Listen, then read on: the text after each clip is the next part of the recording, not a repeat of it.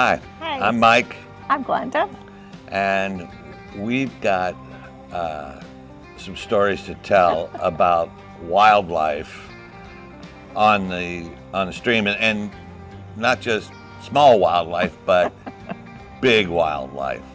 While we're fly fishing. While we're fly fishing. Yes.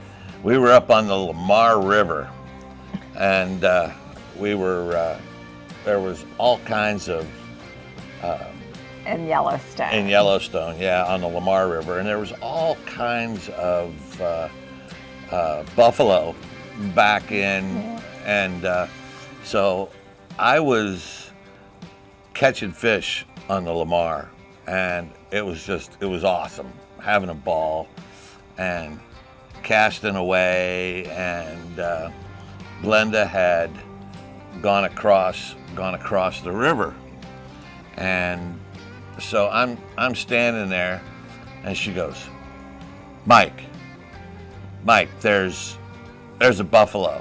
No, there are two big male bison. Big uns.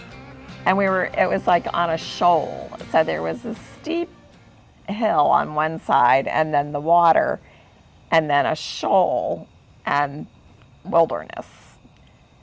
And I was actually on the same side of the river as him to begin with. And I could hear some rustling in the tall grass. And I thought it was somebody fishing coming up behind me. And I never saw anybody. So eventually I turned around, and here were these two huge bison. But they were a little ways away from her there. So I'm like, Mike, we got to cross the water and climb this steep hill, because there was a pathway there to get up to the parking area. And he's just fishing away, just, no worries. They're not bothering me. I'm just going to fish. So I cross the water because I'm freaking out because these bison are huge. And I'm starting up this hill, and I turn around, and he's not coming behind me. Well, I was fishing. So I'm like, you have got to leave now, because they were coming towards him as they were munching. So that was a bison close encounter. Yeah, they were real close. They were too close. Yeah, they were real close. And so, yeah, we couldn't do that. And then up there in Montana and Idaho, there's all kinds of moose and all kinds of other critters, and we were what was the name of that? Big Springs. Up by Max. Yeah. If you know where that is. But we were in our kayaks. Yes, we had two fishing kayaks at the time. Yeah, so we had gone down the river where you were allowed to fish, and there was trout rising everywhere, and I'm catching fish and whatnot, and I worked my way around the where they were rising, and there was a sort of a deep trench, and I'm fishing down through there, and I'm catching fish, and I hung a really, really nice one, and Glenda was up behind me. He always was ahead of me in the kayaks. Yeah. So he had anchored up and was fishing. Yeah, I was anchored, and I'm fishing, and she's behind me, and I'm just fishing along, and I heard this racket, and all of a sudden this big female moose wanders down out right in front of my kayak, where I couldn't pull the anchor, because if I pulled the anchor, yeah, that wasn't going to be good. So he's sitting there fishing. I come down around this bend, and I see him anchored up, and there's a moose sitting right next to him. Yeah. And it was very narrow in this little turn, and I'm like, should I anchor up, because I don't want to startle this moose? It's a big moose. And it's like, what am I supposed to do? So I dropped my anchor, and I sat there for 5 minutes, 10 minutes, something, and I'm trying to get his attention without startling. Yeah, she's like, there's a moose there. And I'm like, oh yeah, I know, but if I pull my anchor. You know. So eventually, I mean, the moose was very happy. It was just gnawing away, you know. And I eventually just pulled my anchor and just slowly kind of went past them and everything. But that was the closest moose encounter we've had. Well, we had that. We actually. What was the name of that river? Was it the Ruby? No, No, it wasn't the Ruby. It was the Big Hole, or Yeah, it might have been the Big Hole.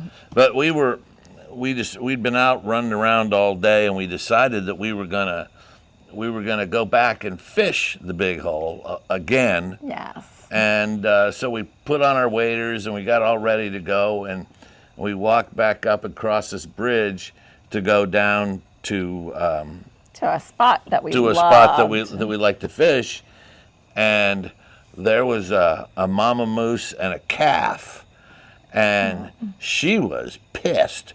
She was snorting and stomping and carrying on, and it was like, yeah, that isn't gonna happen. So we turned around, went back to the car, took our waders off, and went home. But yeah, there's Montana, Idaho. There's some wild stuff. There is.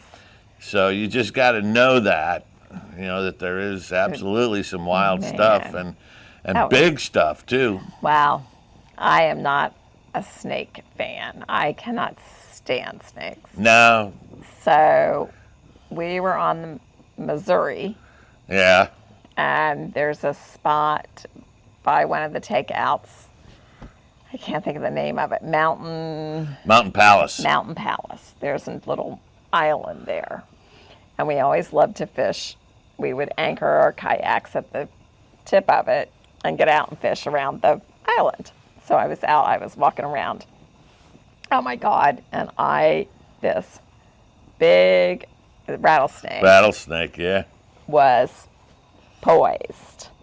Rattling. He was buzzing her. I heard it. Talk about peeing in your waders.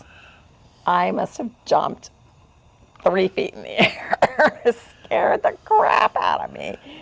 And I ran up, told Mike I got my kayak, and headed out. Yeah, we were on the Madison below Ennis Dam, and I'm fishing along, and I'm walking along.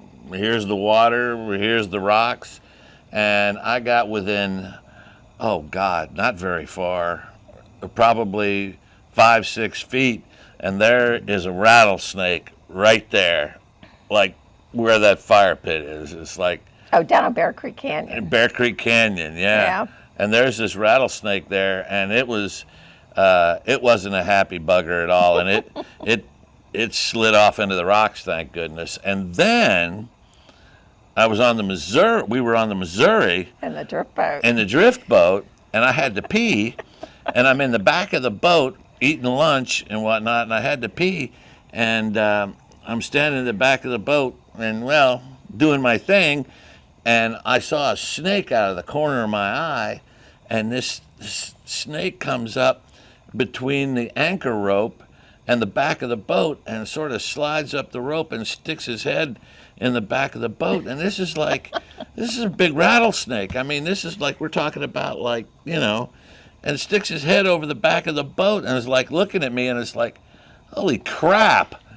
It's like, you got to be kidding me. It's like. Well, what about the snake you had to pull out of your waders? Oh, yeah, that was when I was in college, and I was standing in the creek, and the water was like up to here, or my waders were up to here, and the water was up to here, and I'm standing there, and I'm thinking, this is weird, and it's like, I felt something weird going down my wader, and I looked, and there was about this much tail of a snake hanging out at the top of my waders. I grabbed that tail and flung it. It's like, oh my goodness. Yeah. Ugh. Yeah, it's like, there's always something. Always something. Well, tell us animal encounters while you're out fly fishing. Yeah, God, there's just so many crazy stories, and you know it, and it can happen just like that. So you know you got to be paying attention to what you're doing for Yes, sure, and where you are. And where you yes, are, yes. and yeah, it's like oh my, You're out there in the wilderness and you're their guest. Yeah, you're in their home. That's a fact. Well, So, we hope this didn't freak you out too bad, and we hope you like, share, and subscribe, yep. because these are our wild animal stories here, and yeah, we are herons on the fly. Thanks. Well, hopefully we won't have to wrestle anything next year. Yes.